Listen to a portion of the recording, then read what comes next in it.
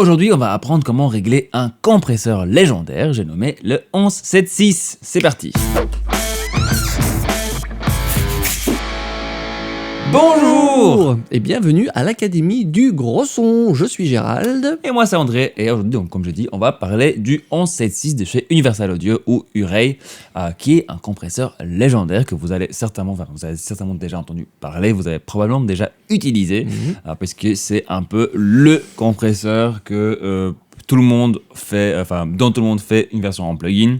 Exactement. Okay, vous allez retrouver dans presque tous les studios au monde en version hardware également, parce que depuis son inception dans les années 60, il a été un peu le compresseur à tout faire dans les studios, et on va vous expliquer, montrer un peu pourquoi. Avant de se lancer dans la magie de la compression légendaire du 1176, on va juste vous demander un petit service, c'est de s'abonner à la chaîne AGS ici sur YouTube. Le bouton là quelque part, donc vous vous abonnez, vous cliquez la petite cloche pour recevoir toutes les notifications également. Et une fois que c'est fait, vous pouvez aussi vous abonner à notre mailing list pour recevoir donc toutes nos vidéos toutes les semaines. Vous allez recevoir un petit mail dans votre boîte mail, toujours. Et parce que vous êtes cool et vous êtes inscrit chez nous, on va vous envoyer tout d'abord un petit mail de merci avec pas mal de chouettes petits bonus gratos dans une liste de plugins gratuits. Ajouter à votre DAW de base sans dépenser un petit sou. Et tout ça se trouve sur academiedugrosson.com/bonus ou comme ça s'affiche ici. Voilà, sans plus attendre, attaquons le 1176, mon ami. Allons-y. Alors, le 1176, d'abord, je vais préciser, parce que vous ne l'avez peut-être pas remarqué, mais nous ne sommes pas forcément français. Nous sommes belges. Donc, nous dit 1176, mais comme énormément de Français nous regardent et au travers de toute la francophonie, et on vous en remercie, on ne dit pas non plus le 76. Donc, on s'est dit, on va faire un truc, on va faire la Suisse, on va être neutre, on va faire le 1176. Donc, c'est ça. Alors, le 1176, d'où ça vient? Donc, c'est notre cher ami Bill Putnam, qui est un ingénieur en électronique qui a développé cette machine en 1966. Il a développé énormément de choses. Entre autres, c'est le monsieur qui a créé Universal Audio, que tout le monde connaît maintenant, parce que c'est revenu un peu avec ses interfaces et ses plugins un peu sur le devant de la scène du monde audio. Et donc, en 66, il est venu avec une toute nouvelle technologie pour fabriquer ce compresseur. Avant de travailler avec des lampes et ce genre de choses, il est venu avec ce qu'on appelle un FET. Alors je ne vais pas rentrer dans l'électronique, c'est pas le but de... mais il a fait la FET, donc, et avec ce FET... ça peut marcher. Un FET FET, donc, et ce qui a créé une toute nouvelle technologie pour créer donc les compresseurs, qui est devenu vraiment une référence sur ce qu'on utilise encore maintenant. Et à partir de là, en fait, c'était Universal Audio, mais il a eu une autre société qui s'appelait Uray, qui faisait la fabrication des 1176, donc à ce moment-là. Et avec le temps, au fur et à mesure, il y a eu différentes révisions qui ont changé le bruit de fond, la couleur. Voilà, il y a des grands spécialistes qui disent celle avec la face noire, la ligne bleue, c'est mieux que voilà. Mais bon, après ça, c'est une question de couleur, de goût, mais comme ça, vous savez un petit peu. À un moment, il a arrêté de faire ça avec Uray, il a revendu la société, et en 99, ses deux chers enfants ont repris la société et ont refait des éditions de ces versions sous actuellement, vous pouvez encore trouver des nouvelles versions en hardware, donc sous la marque Universal Audio, et aussi des plugins chez eux, mais à peu près tous les fabricants de plugins ont une version de ce plugin si vous voulez faire joujou avec à la maison sans craquer, tuer la banque pour acheter la version hardware ou une version d'époque qui coûte un bras. Ça, c'est pour le petit historique. Et maintenant, tu vas peut-être nous expliquer un peu comment fonctionne et comment se règle ce compresseur. Tout à fait. Donc, le 1176, c'est un compresseur à transistor, donc transistor FET, qui a comme spécialité d'être vachement rapide, en fait, par rapport à tout ce qui existait avant, à tube ou optique, etc.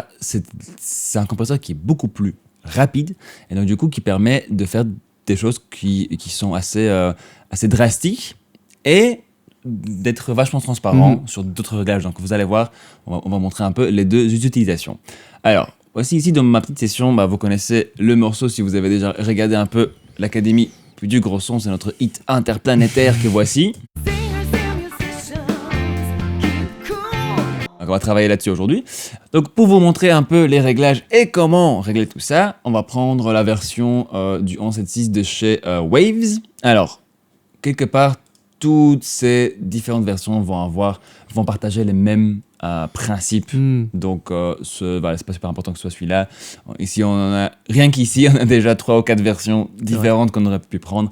Celle-là ressemble plus visuellement en tout cas, à la version d'origine. Donc, on a pris celle-ci.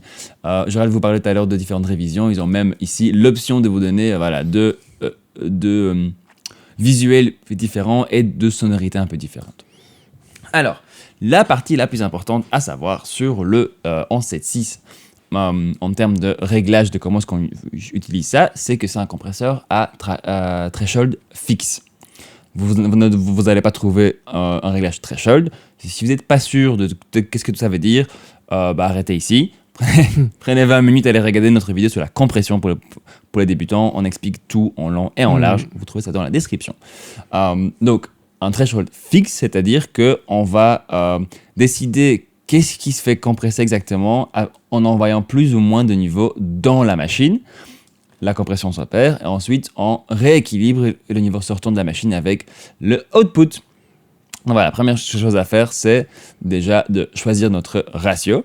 Okay? Dans un 1176, vous avez 5 options en fait. Vous avez 4 sur 1, 8 sur 1, 12 et 20. Donc 4 et 8, c'est plutôt de la compression. 12 et 20, c'est plutôt du limiting.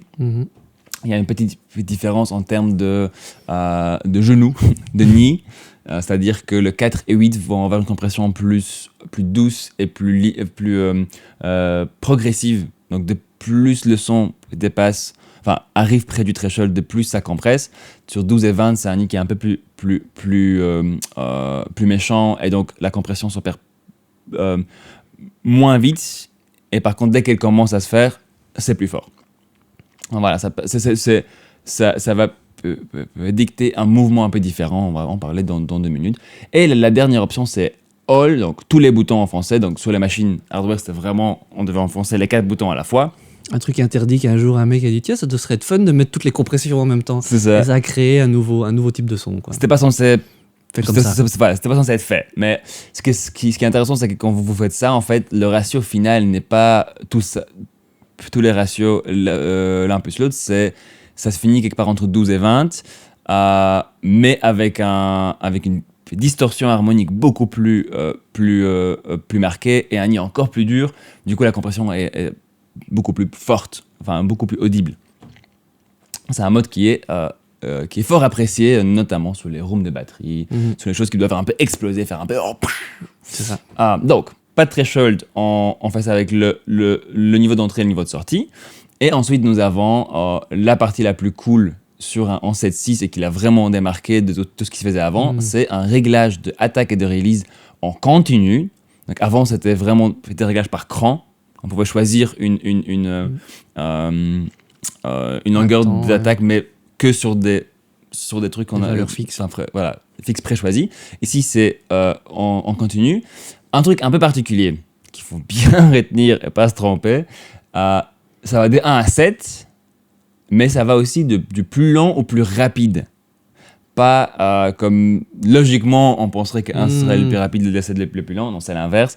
1 c'est le plus lent, 7 c'est le plus rapide. Alors sur un 1176 en fait c'est très très très rapide. L'attaque la plus rapide je crois que c'est 20 picosecondes.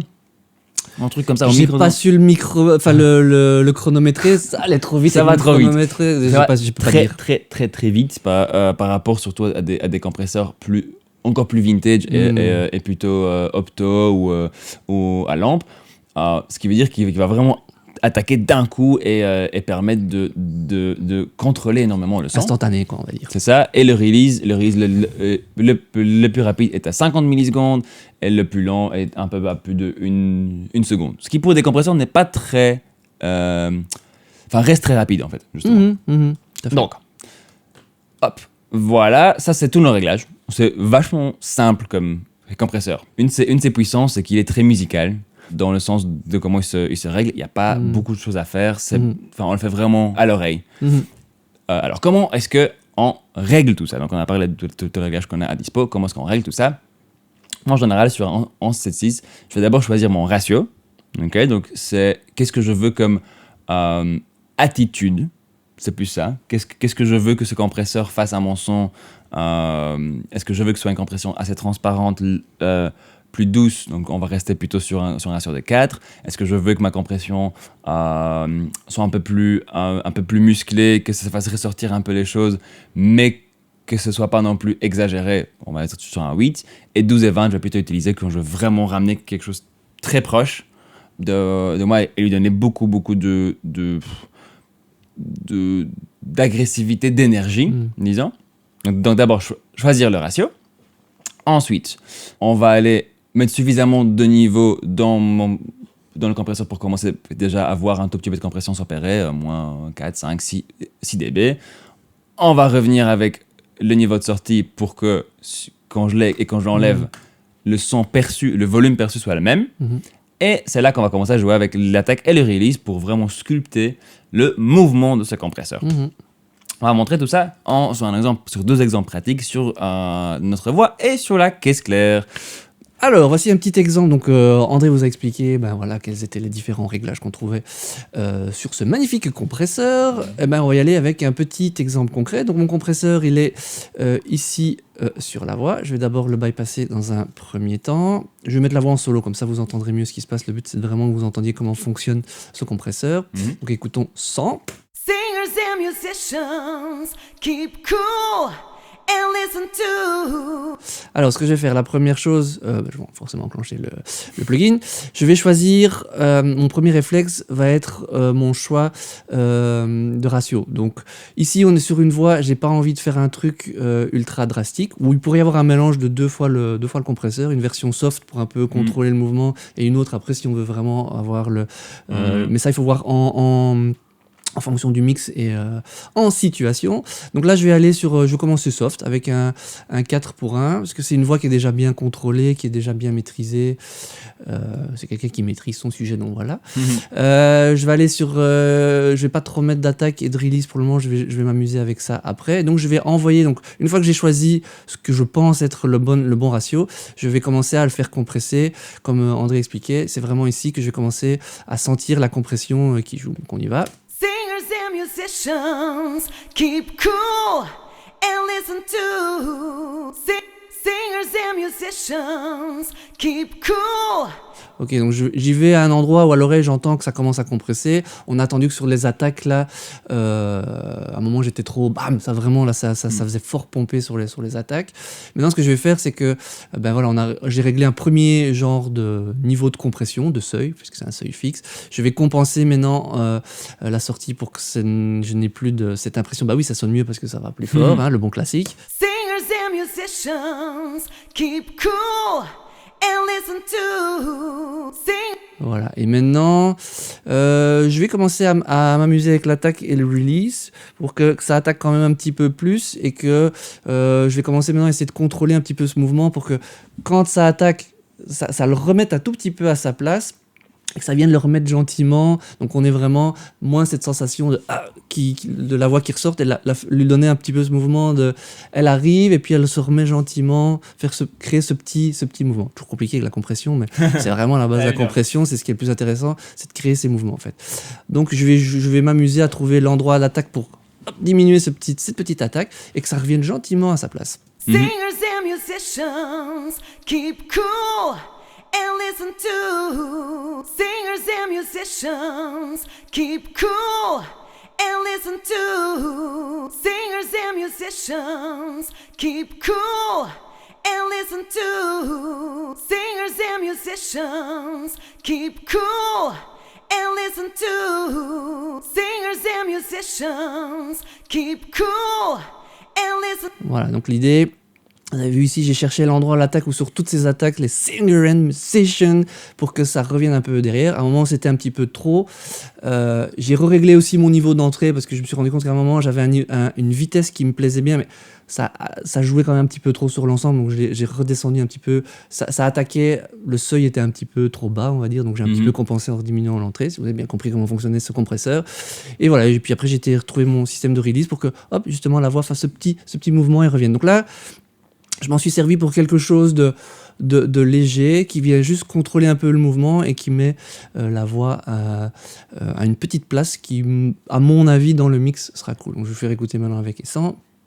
Commencer sans. Singers Singers and musicians, keep cool and listen to. Singers and musicians, keep cool and listen to.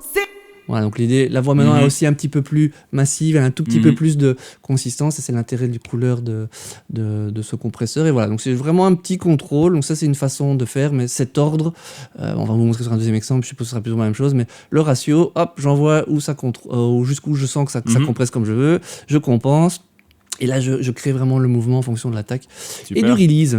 Tu nous fais écouter ça dans le contexte avec le mix? Oui. Je pense que c'est là le plus clair. Tout à fait.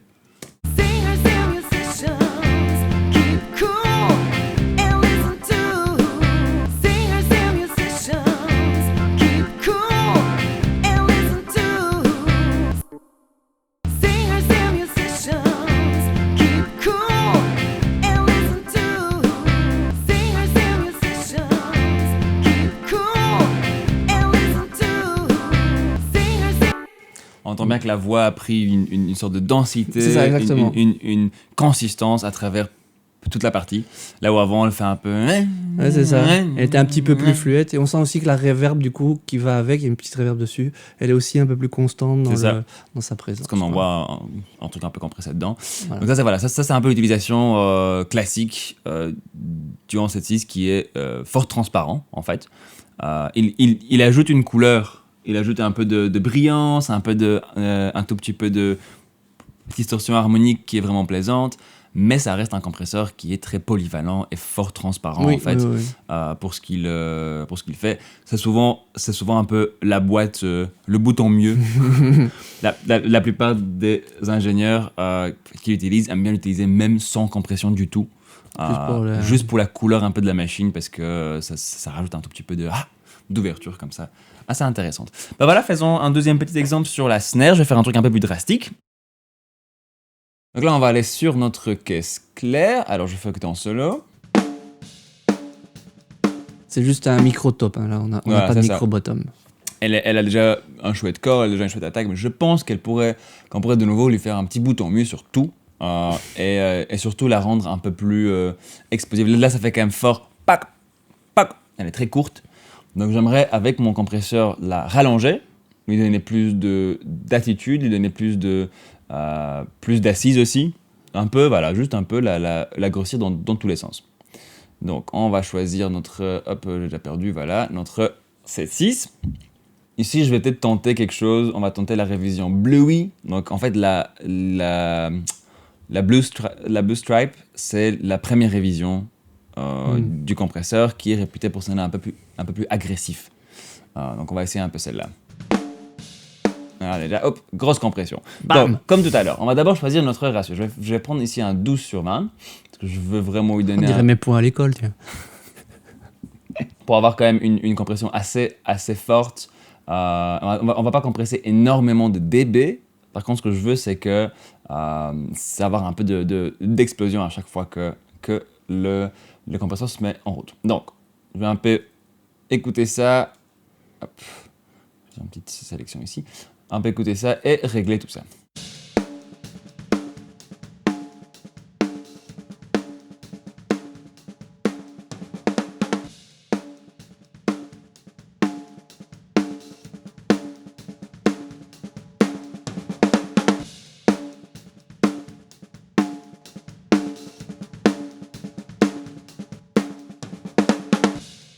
Alors voilà, rien qu'ici déjà, si vous avez un peu entendu, j'ai fait remonter un peu tous les détails de la snare. Notre cher batteur Chris a joué des vraiment chouettes petites ghost notes qui se perdaient en fait dans le mix de base. On entendait vraiment juste le pac, pac, et si on l'a fait un tout petit peu remonter, ça sonne déjà cool. Ça fait un peu remonter aussi le corps du son. En fait, à chaque attaque, on veut juste baisser un peu le poc et on fait remonter le doom qui est juste derrière. Donc maintenant, j'ai une compression un peu sympathique. Je vais jouer avec l'attaque et release pour voir qu'est-ce que je peux en faire de sympathique.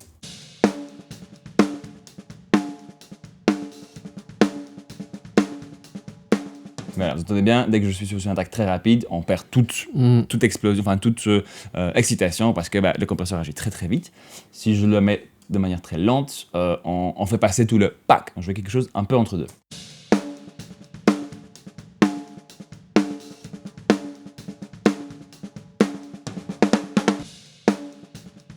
Voilà, de l'expérience, je sais que ce genre d'attaque va bien passer dans le mix et ça fait passer suffisamment de transitoire pour avoir encore l'excitation et c'est suffisamment rapide quand même pour faire pour pas laisser passer toute la caisse claire avant de attaquer. De toute façon, c'est une attaque comme je disais très rapide, donc même au plus lent, ça fait encore ce que je voulais faire à la base. Allez, le release, on va voir un peu comment ça se passe. On essaye comme toujours les extrêmes d'abord.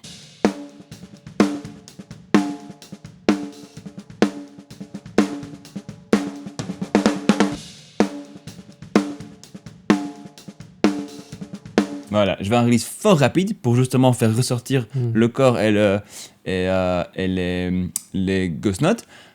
En fait, c'était même cool au plus rapide. Je trouvais ça juste un tout petit peu moins naturel, un peu exagéré par rapport à ce qu'on voulait. Donc, avec et sans maintenant.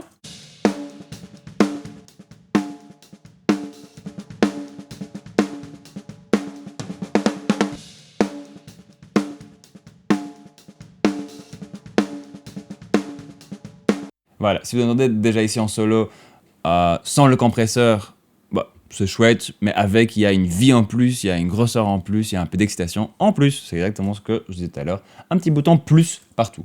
On écoute dans le mix. On va peut-être monter un tout petit peu la snare, pour faire mieux écouter.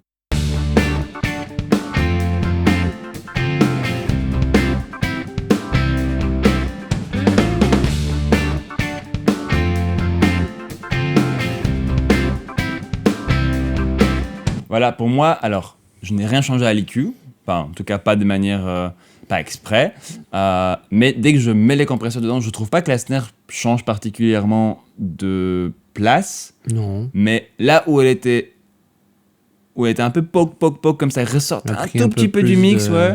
Là, elle se remet un tout petit peu dans la batterie, tout a l'air de fonctionner mieux ensemble, et en même temps, elle va un peu moins fort, enfin les pics vont un peu moins fort, et pourtant on l'entend tout aussi bien.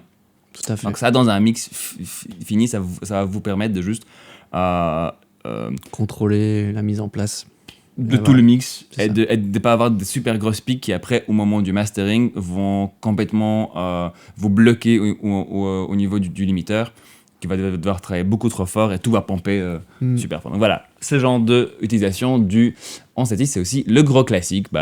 Les snares, ils aiment bien. Les voix, ils aiment bien aussi. Ça marche. Voilà, en fait, ça marche un la peu. basse aussi, très cool. La basse aussi, super. Ouais. Moi, j'utilise pas super souvent, mais je pense que je vais l'utiliser un peu plus parce qu'il est vraiment cool. Donc voilà, ça fait un peu le tour du 1176, le compresseur légendaire, super polyvalent, du transparent au carrément très méchant. Ça, on vous a pas encore montré, mais un autre jour, on fera une vidéo exprès sur le mode all buttons, all in, parce que c'est un truc un peu encore à part. Donc, si ça vous intéresse, n'hésitez pas à le mettre dans les commentaires. J'espère que ça vous a donné quelques petites idées de comment utiliser les vôtres. Voilà, c'était une première vidéo un peu sur où on voyait plus du matériel en détail, parce qu'en fait, pas mal de gens nous ont demandé, tiens, est-ce qu'il y aurait moyen de nous expliquer un peu du matos et ce genre de choses. Là, c'est au travers de plugins. Le principe est exactement le même si vous avez la version hardware.